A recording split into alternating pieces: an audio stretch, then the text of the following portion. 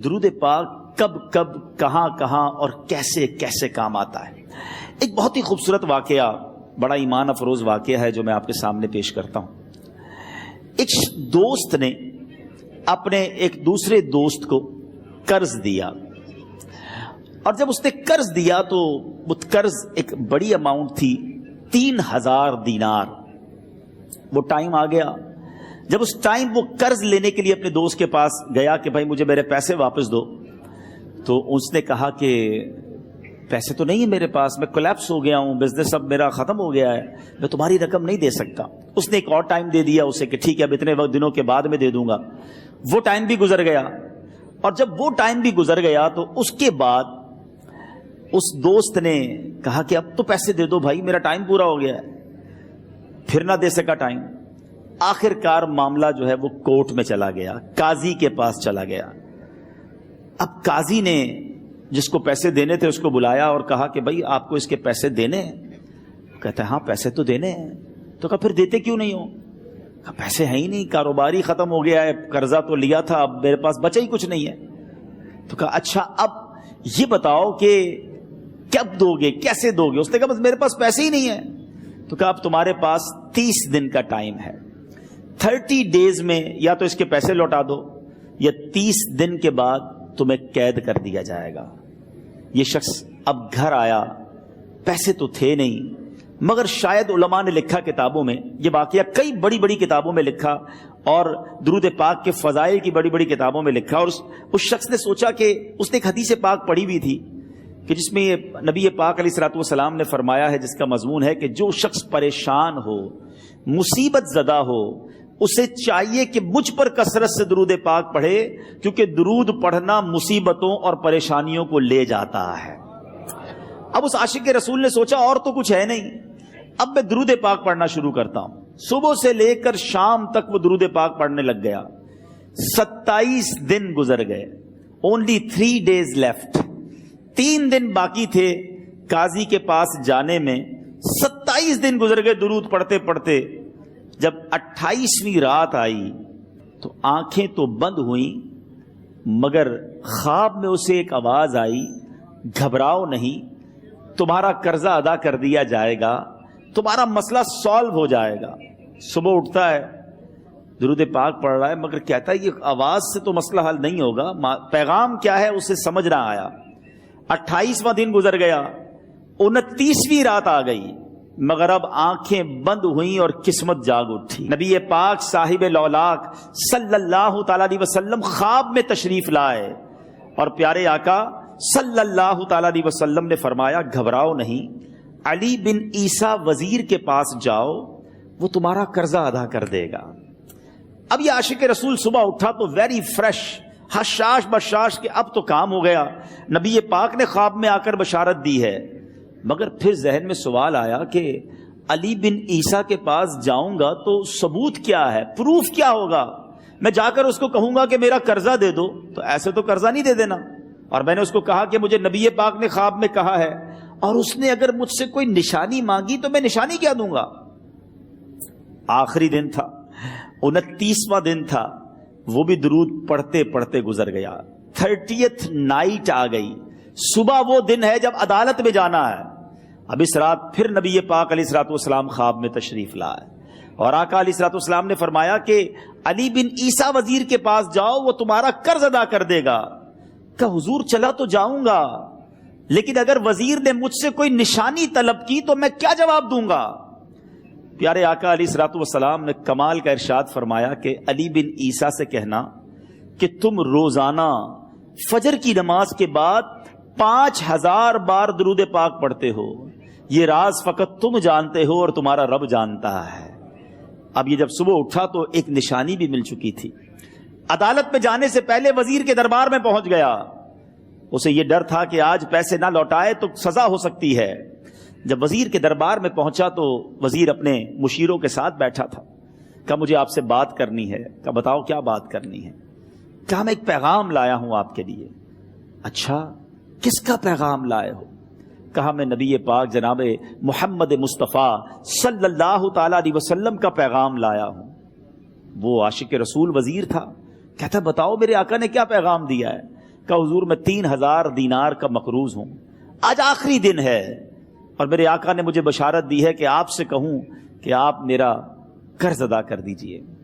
علی بن عیسیٰ کہتا ہے کوئی ثبوت ہے آپ کے پاس؟ ہے کوئی دلیل بھی ہے آپ کے پاس؟ میں کیسے مان لوں کہ آپ کو نبی پاک علیہ الصلوۃ والسلام نے بھیجا ہے؟ عاشق رسول کہتا ہے خالی ہاتھ نہیں آیا، میرے آقا نے مجھے دلیل بھی عطا فرمائی ہے، مجھے ایک ایویڈنس بھی دیا ہے، اور پروف یہ ہے حضور کہ آپ روزانہ صبح فجر کی نماز کے بعد نبی پاک صلی اللہ تعالی علیہ وسلم کی بارگاہ میں درود و سلام کا نذرانہ پیش کرتے ہیں۔ جب تک 5000 کا عدد پورا نہیں ہوتا آپ اس وقت تک کسی اور سے بات نہیں کرتے، اور اے وزیر صاحب یہ رات صرف آپ کو پتا ہے اور آپ کا رب جانتا ہے۔ اللہ اکبر، وہ وزیر تو جس کو کہے نا جھوم اٹھا، ایسا عاشق رسول وزیر تھا جو روزانہ صبح 5000 درود پڑھتا ہو، اس کی تو عید ہو گئی نا۔ وہ کہتا ہے مرحبا یا رسول اللہ، میرے آقا نے میرے درود قبول کر لیے، اس سے بڑھ کر میرے لیے سعادت کیا ہوگی۔ اب یہ وزیر اپنی سیٹ سے اٹھتا ہے، اپنے کمرے میں جاتا ہے، تھوڑی دیر بعد واپس آ کر اس عاشق رسول کے ہاتھ میں 3000 دینار رکھ کر کہتا ہے حضور پہلے 3000 دینار تو نبی پاک کا حکم کی میں ادب سے بجا لاتا ہوں، میرے آقا نے جو حکم فرمایا یہ 3000 دینار آپ کو پیش کرتا ہوں، حضور ایک اور 3000 دینار لیجئے۔ میرے گھر آپ آئے، اتنی اچھی خبر سنائی، آپ نے قدم رنجا فرمایا، یہ 3000 اس کا نذرانہ ہے، اور ایسا کیجئے 3000 اور لیجئے، اس سے اپنے بچوں کے لیے کچھ چھوٹا موٹا کام شروع کیجئے اور ایک وعدہ کر کے جائیے، آج کے بعد زندگی میں آپ کو جب بھی کوئی کام پڑے میں آپ کا بھائی ہوں، مجھے یہ خدمت کا موقع دیجئے گا۔ اللہ اکبر، وہ مقروض جو ایک رات پہلے 3000 دینار کا مقروض تھا، ہو سکتا ہے اس کے بیک آف مائنڈ یہ بھی چل رہا ہو کہ اب شاید کل میں نے جیل میں جا کر، عدالت میں جا کر گرفتاری دے کر جیل میں جانا ہے، مگر اب 9000 دینار ہاتھ میں ہیں۔ عاشق رسول جھومتا ہوا نبی پاک کی یاد میں گھومتا ہوا اب عدالت میں پہنچا۔ عدالت میں everybody expecting over there کہ آج اس نے آنا ہے اور آ کر کہنا یہی ہے کہ پیسے تو نہیں ہیں، گرفتار کر لو، مگر جا کر اس عاشق رسول نے 3000 دینار جج صاحب کے ہاتھ میں رکھ دیے۔ قاضی کہتا ہے پہلے تو یہ بتاؤ پیسے آئے کدھر سے؟ تم تو کہتے تھے غریب ہوں، تم تو کہتے تھے کاروبار نہیں ہے، ایک مہینے میں اتنی بڑی رقم کا انتظام کیسے ہو گیا؟ سبحان اللہ، اس عاشق رسول نے گویا زبان حال سے یہ کہا ہوگا کہ یہ تو کرم ہے ان کا، ورنہ مجھ میں تو ایسی بات نہیں، اتنا دیا سرکار نے مجھ کو، اتنی میری اوقات نہیں۔ اس نے وہ پورا واقعہ بھری عدالت میں سنا دیا۔ اللہ اکبر، میرے پیارے اسلامی بھائیوں ذرا سوچو پہلے زمانے میں کیسے عاشقان رسول ہوا کرتے تھے، وہ جج، وہ قاضی بھی کیسا سرکار علیہ الصلوۃ والسلام کا عاشق تھا۔ اپنی سیٹ سے اٹھتا ہے، بھرے دربار میں، بھری عدالت میں، وہ اپنے چیمبر میں، اپنے کمرے میں جاتا ہے، اور تھوڑی دیر بعد واپس آ کر اس کے ہاتھ میں بھی 3000 دینار ہیں، اور وہ 3000 دینار جو ہے وہ اس عاشق رسول کے ہاتھ میں رکھتا ہے کہ سارا ثواب علی بن عیسیٰ کیسے لے جائے، میں بھی تو نبی پاک کا غلام ہوں، میں تمہارا قرضہ میں ادا کرتا ہوں۔ اچھا، اب ایک اور عجیب سینیریو یہ بن گیا کہ جس نے کیس کیا تھا، جس نے دعویٰ کیا تھا، وہ بھی یہ سارا منظر دیکھ رہا تھا۔